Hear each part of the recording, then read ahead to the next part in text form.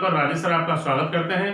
आज अपन agriculture chemistry का जो 7th चैप्टर है इसके तीसरे पार्ट की बात। इसमें आज अपन पढ़ेंगे पोटेशियम, कैल्शियम, मैग्नीशियम, गंधक, इनके सबके कार्य पढ़ेंगे। तो एक बार अपन इनको लिख लेते हैं कि कौन कौन से कार्य हैं उन तत्वों के जो अपन पढ़ेंगे। तो जो तत्व है मुख्य रूप से आज के बचे हुए जिनके बारे में अपन पढ़ेंगे वो है पोटेशियम। यानी पोटेशियम के कार्य को आज अपन पढ़ेंगे कि पोटेशियम का पौधों में क्या क्या कार्य होता है। पोटेशियम के बाद अपन बच्चों कैल्शियम,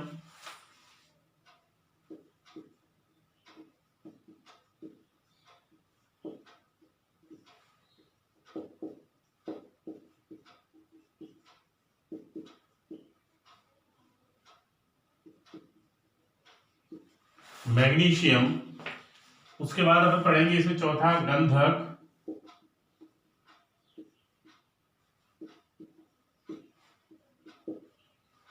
जस्ता, गंधक जस्ता। इसके बाद अपन तांबा, तांबा के क्या क्या कार्य होते हैं। कॉपर, यानी इसको कॉपर भी कहा जाता है तांबा को। इसके बाद बोरोन के कार्य,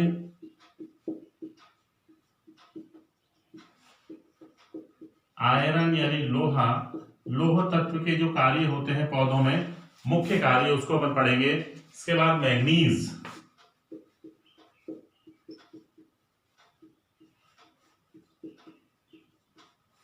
मैग्नीज के कार्य अपन पढ़ेंगे। इसके बाद अपन पढ़ेंगे मॉलिब्डेनम,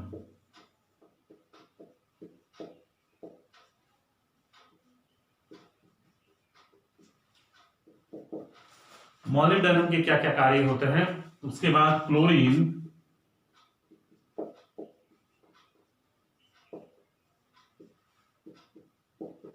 कोबाल्ट,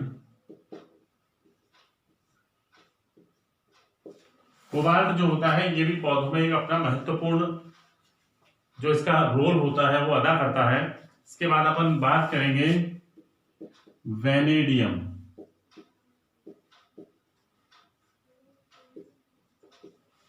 वी, सोडियम,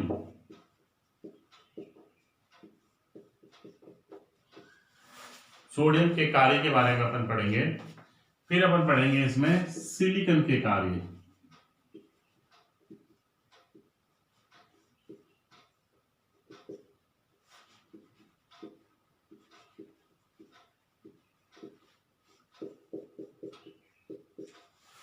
निकल यानी Ni के अपन कार्य इसमें पढ़ेंगे। तो बच्चों ये कुछ तत्व हैं जिनके कार्यों के बारे में आज अपन चर्चा करेंगे। अपन देखेंगे कि कौन कौन से कार्य इनके होते हैं। इन सभी तत्वों के अपन इसको पढ़ते हैं, देखिए। लेकिन आप इस चैनल को सब्सक्राइब करना ना भूलें, इसको सब्सक्राइब जरूर करें क्योंकि अंत में अपन इसके जो महत्वपूर्ण प्रश्न है उसके बारे में बात करेंगे। तो आइए अपन देखते हैं सबसे पहले पोटेशियम के पौधों में क्या क्या कार्य होते हैं। तो पोटेशियम जो होता है ये पौधों द्वारा पोटेशियम का जो अवशोषण किया जाता है ये अपन बात करेंगे इसकी। पोटेशियम हमेशा K+ आयन के रूप में पौधों द्वारा ग्रहण किया जाता है, यानी हम इसे K+ के रूप में जो पौधे होते हैं वो इसको ग्रहण कर लेते हैं।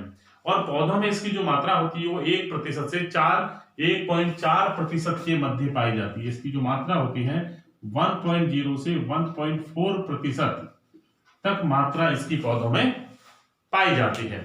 ये तो इसकी हो गई मात्रा की बात, और इसके किस प्रकार से पेड़ पौधे इसको ग्रहण करते हैं, किस रूप में ग्रहण करते हैं, इसकी अपन ने बात की बच्चों। क्योंकि ये क्वेश्चन हमेशा पूछा जाता है कि मुख्य पोषक तत्व यानी जो भी पोषक तत्व की बात हो रही है वो पेड़ पौधे किस रूप में ग्रहण करते हैं उसको पूछा जाता है। आयन के रूप में जो होता है उस आयन की फॉर्म को बताना होता है।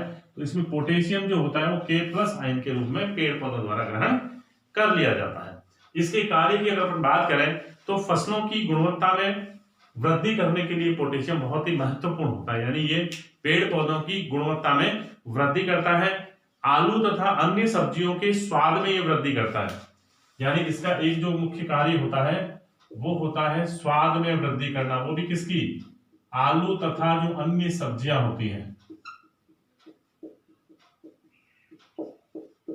सब्जियों के स्वाद में वृद्धि करता है ये। उनको टेस्टी बना देता है आलू को। कौन सा तत्व, अगर एग्जाम में पूछ लिया जाए कि ऐसा कौन सा एलिमेंट है जो आलू के स्वाद में वृद्धि करता है, पोटेशियम। पोटेशियम आलू के स्वाद में वृद्धि कर देता है। ये फसलों को गिरने से भी रोकता है, यानी उनको इतना दृढ़ कर देता है कि फसल जो होती है वो आसानी से गिरती नहीं है। ये अनाज के दानों में अधिक गूदा पैदा करता है, यानी जो अनाज वाले जो दाने होते हैं उनमें गूदा अधिक मात्रा में बनाता है और उन्हें सुडौल कर देता है तथा दानों में चमक आ जाती है। यानी क्या करता है, दानों को सुडौल बना देता है। दाने जो होते हैं बहुत अधिक सुडौल हो जाते हैं, उनमें चमक आ जाती है और वो गूदेदार हो जाते हैं। ये कार्य करता है दानों के अंदर। ठीक है बच्चों, यानी पोटेशियम दानों में उनको सुडौल बना देता है, चमक उत्पन्न कर देता है, उसे गूदेदार बना देता है। फलीदार अगर हम बात करें तो फलीदार फसलों की जड़ों पर ग्रंथियों में नाइट्रोजन स्थिर करने वाले जो जीवाणु होते हैं उनको भी इस तत्व से भोजन प्राप्त होता है। यानी नाइट्रोजन स्थिर करने वाले जो जीवाणु हैं, बैक्टीरिया जो होते हैं, वो पोटेशियम से ऊर्जा प्राप्त करते हैं, उसको भोजन के रूप में प्राप्त करते हैं। फसल में फलों की संख्या में भी अधिक वृद्धि होती है, यानी पोटेशियम के कारण जो फसल होती है उसकी जो फल होते हैं उनकी फलों में भी काफी संख्या में वृद्धि होती है और वो शीघ्र लगते हैं, यानी तेजी से लगते हैं। और इससे मृदा में नाइट्रोजन का कुप्रभाव जो है वो दूर, यानी पोटेशियम का एक बहुत अच्छा कार्य होता है वो ये है कि ये मृदा में नाइट्रोजन के कुप्रभाव को दूर करती है। कुप्रभाव को दूर, यानी अगर नाइट्रोजन की मात्रा अधिक हो जाती है मृदा में तो वो मृदा अम्लीय बन जाती है, तो वो उसके इस प्रभाव को पोटेशियम जो होता है वो दूर कर देता है, मृदा को अम्लीय बनने से रोकता है। तो ये इसके कुछ प्रमुख कार्य होते हैं पोटेशियम के। इसके बाद अपन बात करेंगे दूसरा जो तत्व है अपने पास, कैल्शियम।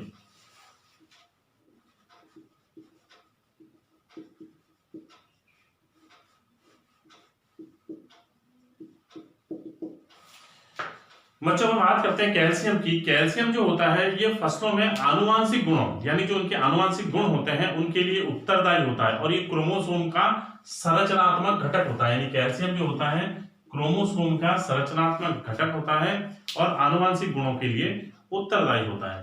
कैल्शियम जो होता है वो पौधों की कोशिकाओं की जो प्रोटोप्लाज्म होता है उसकी जलियन के लिए, उसकी जलियन को कम करता है, उसमें जल की मात्रा को कम कर देता है और प्रोटोप्लाज्म की जो पारगम्यता होती है उस पारगम्यता को बनाए रखता है। यानी ये प्रोटोप्लाज्म की पारगम्यता को बनाए रखने में भी बड़ा योगदान करता है। यह कैल्शियम जो होता है वो लाइपेज एंजाइम को सक्रियता प्रदान करता है, यानी लाइपेज जो एंजाइम है उस लाइपेज एंजाइम को सक्रियता प्रदान करता है, यानी उसको सक्रिय बनाता है अपनी उपापचयी क्रिया को संपन्न कराने के लिए, उत्प्रेरण कार्य करने के लिए ये उसको सक्रियता प्रदान करता है कैल्शियम। उसके अलावा कैल्शियम जो होता है वो कोशिका भित्ति का एक मुख्य घटक होता है और कोशिका भित्ति का घटक होने के कारण ये भूसे का जो कड़ापन होता है उसमें वृद्धि करता है, यानी भूसे के कड़ेपन में वृद्धि, कड़ेपन में वृद्धि करने का कार्य भी कौन करता है, कैल्शियम करता है, भूसे को कड़ा कर देता है। इसके अलावा इससे दाना और तना जो होता है, दाना तथा तना वो भी क्या होते हैं, सख्त बनते हैं, सख्त हो जाते हैं, कैड़े हो जाते हैं। पौधों में कार्बोहाइड्रेट के संचालन में भी ये क्या होता है, सहायक होता है। पौधों में कार्बोहाइड्रेट के संचालन में सहायक, यानी संचालन में भी क्या होता है, ये सहायक होता है। इसके अलावा ये बीज निर्माण को भी क्या करता है, प्रोत्साहित करता है, उत्साहित करता है, प्रेरित करता है। बीज निर्माण की जो प्रक्रिया होती है उसको भी क्या करता है, प्रेरित करता है, उसको बढ़ाता है बीजों को बनने के लिए। पौधों में कार्बनिक अम्लों का जो प्रभाव होता है उसको ये उदासीन करता है। इसके अलावा दलहनी जो फसलें होती हैं उनकी जड़ों में ग्रंथियों का विकास करता है। तो ये कुछ प्रमुख कार्य होते हैं कैल्शियम के जो पेड़ पौधों में ये करता है। अगला अपना तत्व है बच्चों मैग्नीशियम।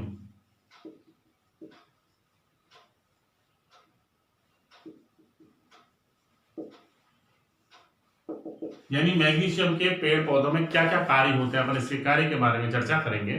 तो ये क्या होता है, ये क्लोरोफिल का एक अवयव होता है और इसके बिना कोई भी पौधा हरा नहीं हो सकता। यानी मैग्नीशियम क्या है, बहुत ही इंपॉर्टेंट इसलिए है क्योंकि ये क्लोरोफिल का एक अवयव होता है। यानी इसके बिना कोई भी पौधा क्या हो सकता है, कोई भी पौधा हरा नहीं हो सकता।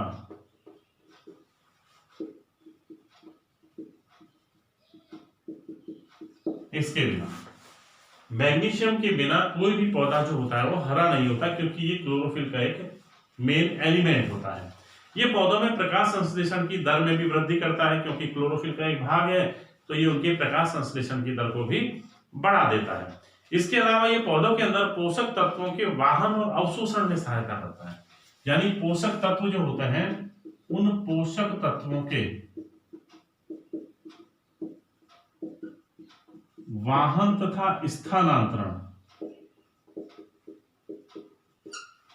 स्थानांतरण का कार्य भी कौन करता है, मैग्नीशियम करता है। ले जाने का, एक स्थान से दूसरे स्थान पर ले जाने का कार्य भी मैग्नीशियम द्वारा किया जाता है। वसीय अम्लों तथा तेलों के संश्लेषण में भी क्या होता है, ये एक आवश्यक तत्व के रूप में होता है। इसके अलावा ये पौधों में शर्कराओं और स्टार्च के स्थानांतरण में भी सहायक होता है। यानी ये जिस तरह से पोषक तत्वों का स्थानांतरण करता है, वैसे ही कार्बोहाइड्रेट और स्टार्च जो होता है, यानी शर्करा और स्टार्च जो होती है, दोनों की दोनों कार्बोहाइड्रेट के रूप में होता है, उनको स्थानांतरण करने का कार्य भी ये करता है। ये क्रोमोसोम का एक मुख्य अवयव होता है। यानी मैग्नीशियम भी क्या होता है, क्रोमोसोम का एक मुख्य अवयव होने के कारण ये भी क्या करता है, आनुवांशिक गुणों के लिए को नियंत्रित करने के लिए उत्तरदायी होता है। यह पॉलीराइबोसोम का एक मुख्य भाग होता है। इसके अलावा इसका जो मुख्य कार्य होता है वो फास्फोरस को ग्रहण करने में तथा इसके स्थानांतरण में भी ये सहायक होता है। फास्फोरस को ग्रहण करने तथा उसको स्थानांतरण करने में भी क्या होता है, इसका मुख्य रोल होता है, मुख्य भाग होता है इसका बच्चों, है ना, इसका मुख्य इंपॉर्टेंस होता है। फिर हम बात करते हैं अगले तत्व की, गंधक की, कि गंधक जो होता है किस प्रकार से पेड़ पौधों में कार्य करता है।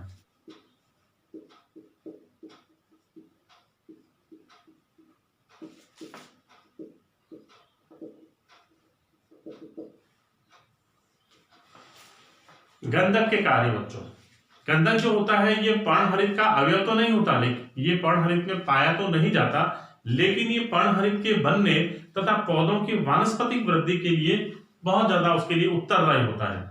इसके अलावा यह सिस्टीन, मेथियोनिन तथा कुछ एमिनो अम्लों के संश्लेषण के लिए उत्तरदायी होता है तथा प्रोटीन के निर्माण का एक आवश्यक तत्व होता है। यह पौधों की जड़ों में वृद्धि करता है और बीज के बनने में भी सहायता करता है। इसके अलावा ये तिलहनी जितनी भी फसलें होती हैं उनमें वसा की वृद्धि करता है तथा तेलों में सुगंध उत्पन्न करने में भी ये सहायता करता है। इसके अलावा इसकी उपस्थिति से पौधों में रोग प्रतिरोधक क्षमता जो होती है बच्चों वो बढ़ जाती है और ये चारे में नाइट्रोजन तथा सल्फर का जो अनुपात होता है उसको घटा देता है, जिससे चारे की गुणवत्ता में वृद्धि होती है। तो ये क्या करता है, चारे में नाइट्रोजन और सल्फर का जो अनुपात होता है उस अनुपात को कम कर देता है, जिससे क्या होता है, जो चारा होता है उसकी गुणवत्ता में वृद्धि हो जाती है। यानी चारे के क्वालिटी, गुणवत्ता में वृद्धि कर देता है। तो ये भी इसका क्या होता है, एक मुख्य कार्य होता है। फिर अपन बात करते हैं बच्चों, अगला जो तत्व है अपना जस्ता, जिसे हम जिंक कहते हैं। इसके पौधों में क्या क्या कार्य होते हैं, अपन इसकी चर्चा करेंगे। जस्ता जो होता है पौधों में क्या कार्य करता है, तो जस्ता जो होता है वो पौधों में ऑक्सीकरण में सहायक होता है। यानी मेन इसका क्या कार्य है, सबसे पहले कि ये पौधों में ऑक्सीकरण की जो क्रिया होती है ऑक्सीकरण में सहायक होता है। इसका रोल होता है ऑक्सीकरण करना, ऑक्सीकरण में सहायक होता है। और ये क्या करता है, पौधों में पानी को चूसने की क्षमता बढ़ाता है। यानी पौधे जो पानी को अवशोषित करते हैं, पानी को चूसने की उनमें क्षमता को बढ़ाता है, वृद्धि करता है, क्षमता बढ़ा देता है। इसके अलावा ये क्या करता है, इसका पौधों में प्रकाश संश्लेषण तथा नाइट्रोजन उपापचय में बहुत महत्वपूर्ण योगदान। पादप हार्मोन की मात्रा को नियंत्रित करने का कार्य करता है। हार्मोन की मात्रा को नियंत्रित करता है, नियंत्रित करने का कार्य भी जस्ते द्वारा किया जाता है। यह प्रोटीन तथा कैरोटीन आदि के संश्लेषण में भी सहायक होता है। और इसका प्रमुख कार्य जो होता है वो आरएनए के विघटन को भी रोकना होता है। ये आरएनए के विघटन को रोक देता है। IAA यानी इंडोल एसिटिक अम्ल, ये भी एक वृद्धि हार्मोन होता है, पादप हार्मोन होता है। ये पादप हार्मोन के निर्माण में भी काम आता है। और इसके अलावा ये ट्रिप्टोफैन के संश्लेषण के लिए भी आवश्यक होता है। ट्रिप्टोफैन जो होता है, एंजाइम होता है ट्रिप्टोफैन, एंजाइम के निर्माण के लिए भी क्या होता है, ये उत्तरदायी होता है। तो इस प्रकार जस्ता जो होता है वो पेड़ पौधों में निम्न प्रमुख कार्य को अंजाम देता है। फिर अपन बात करते हैं तांबा।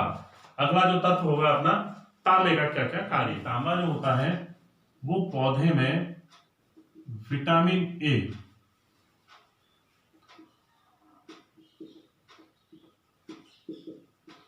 विटामिन ए में वृद्धि करता है पौधे के अंदर, इसकी मात्रा को बढ़ा देता है तांबा जो होता है। इसके अलावा ये पौधों में वृद्धि और वृद्धि कारक हार्मोन जो होते हैं उनका संश्लेषण में भी सहायक होता है। यानी जितने भी वृद्धि कारक हार्मोन होते हैं उनके संश्लेषण में भी ये सहायक होता है। ये जैसे कि इंडोल एसिटिक अम्ल है, वृद्धि कारक हार्मोन होता है, उसके संश्लेषण में भी ये सहायक होता है। ये क्या करता है, लोहे के उपयोग में भी सहायता प्रदान करता है। यानी जो लोहा है वो किस प्रकार से पौधे में काम आएगा उसमें भी ये सहायता करता है। पौधों में कवक रोग को नियंत्रित करने का कार्य भी करता है। पौधों में ऐसे रोग जो कवकों से फैलते हैं उनको भी तांबा नियंत्रित करता है। इसके अलावा ये श्वसन क्रिया को भी प्रभावित करता है। ये टायरोसिनेज जो एक एंजाइम होता है, एस्कॉर्बिक अम्ल है, ऑक्सीडेज जो होता है, या मोनोफिनॉल, ऑक्सीडेज आदि जो एंजाइम्स होते हैं इनका ये मुख्य अवयव होता है। यानी जो तीन एंजाइम की मैंने अभी बात की आपसे बच्चों, एक तो टायरोसिनेज, एक एस्कॉर्बिक अम्ल ऑक्सीडेज और तीसरा जो है मोनोफिनॉल ऑक्सीडेज। ये तीन एंजाइम जो होते हैं इनका मुख्य अवयव जो होता है ये तांबा होता है। और ये क्या करते हैं, तीनों ही पौधों में ऑक्सीकरण क्रिया को संपादित करते हैं, उनके लिए उत्तरदायी होते हैं। तो तांबा जो होता है वो पौधों में इस प्रकार से कार्य करता है। फिर अपन बात करते हैं अगले तत्व की, बोरोन। बोरोन जो होता है, बोरोन के पौधों में क्या कार्य है उसकी अपन चर्चा करेंगे। बोरोन किस प्रकार से कार्य करता है।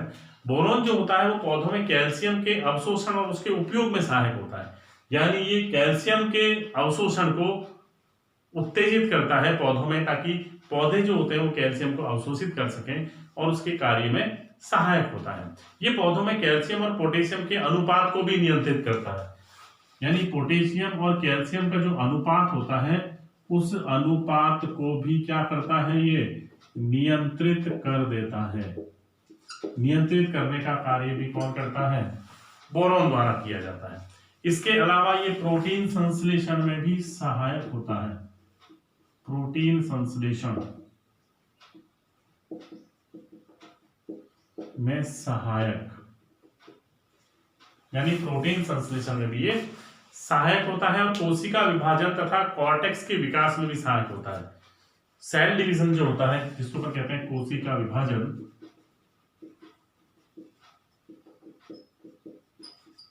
और कॉर्टेक्स की विकास में भी सहायक होता है। ये पुष्प, फल, बीज निर्माण और परागण तथा प्रजनन जैसी क्रियाओं के लिए एक आवश्यक तत्व होता है। ये पानी के अवशोषण तथा कोशिकाओं में जल को नियंत्रित करने में भी सहायता करता है। दलहनी जो फसलें होती हैं बच्चों, दलहनी फसलों में राइजोबियम जीवाणु के लिए ये एक आवश्यक तत्व होता है। यानी दलहनी फसलें जितनी भी होती है जीवाणु के लिए ये एक आवश्यक तत्व होता है। ये पैक्टिन, एटीपी, डीएनए, आरएनए तथा इनके संश्लेषण में सहायक होता है। जितने भी तत्व ये होते हैं इनको संश्लेषित करने का कार्य भी बोरॉन द्वारा किया जाता है। इसके अलावा विभज्योतिकी ऊतक जो होते हैं यानी मेरिस्टेमेटिक जो टिश्यूज होते हैं उनकी वृद्धि के लिए भी ये आवश्यक होता है। इसके अलावा फलीदार पौधों द्वारा नाइट्रोजन स्थिरीकरण करने में भी ये सहायक होता है बोरोन तत्व। और इनोसिटॉल संश्लेषण में भी आवश्यक होता है। इनोसिटॉल एक यौगिक होता है, इनोसिटॉल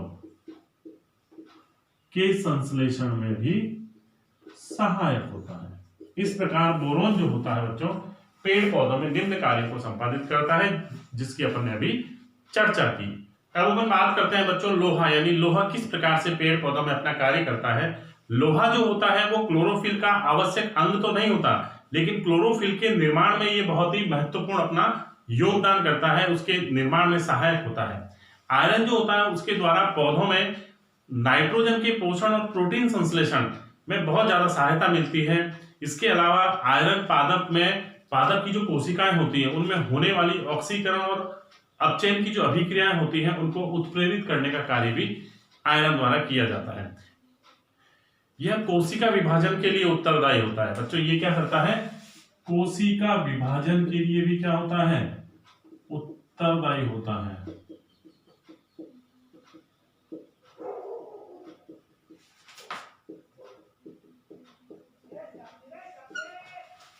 कोशिका विभाजन को प्रेरित करता है, उसको उत्तेजित करता है।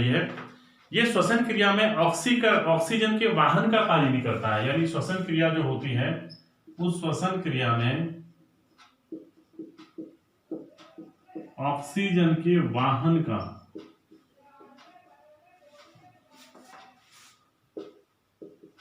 कार्य करता है, यानी उसको ले जाने का कार्य करता है।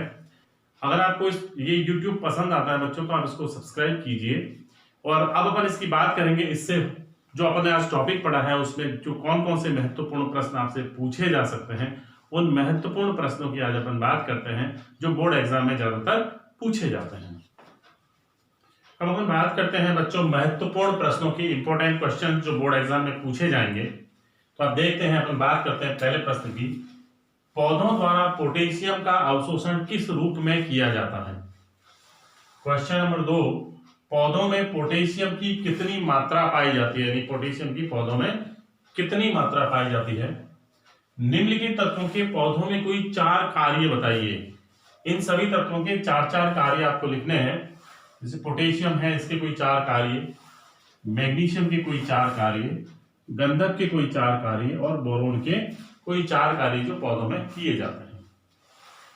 कौन सा तत्व चारे में नाइट्रोजन तथा सल्फर अनुपात को कम कर देता है, जिससे चारे की गुणवत्ता जो है वो बढ़ जाती है। तो उस तत्व का आपको नाम लिखना है, वो पूछा जा सकता है। पौधों में कौन सा तत्व ऑक्सीन हार्मोन, एक पादप हार्मोन होता है, उसके सांद्रण को नियंत्रित करता है, उस तत्व का नाम लिखना है। पौधों में विटामिन ए की वृद्धि किस तत्व द्वारा होती है। कौन सा तत्व पौधों में कैल्शियम तथा पोटेशियम के अनुपात को नियंत्रित करता है। और अंतिम प्रश्न बच्चों, लोहा तत्व के पादप में कोई 4 कार्य लिखिए। तो अब तक इस वीडियो में अपन ने जो टॉपिक पढ़े थे उससे संबंधित ये कुछ इंपॉर्टेंट प्रश्न है जो बोर्ड परीक्षा में आपसे पूछे जा सकते हैं। आप इसका अभ्यास कीजिए और अगर आपको ये वीडियो पसंद आता है तो आप इसको सब्सक्राइब कीजिए। अगला जो अपना वीडियो होगा, अगला जो पार्ट होगा इस वीडियो का, उसमें अपन जो बचे हुए जितने भी तत्व हैं उन तत्वों के बारे में पढ़ेंगे, उनके क्या क्या कार्य होते हैं। धन्यवाद।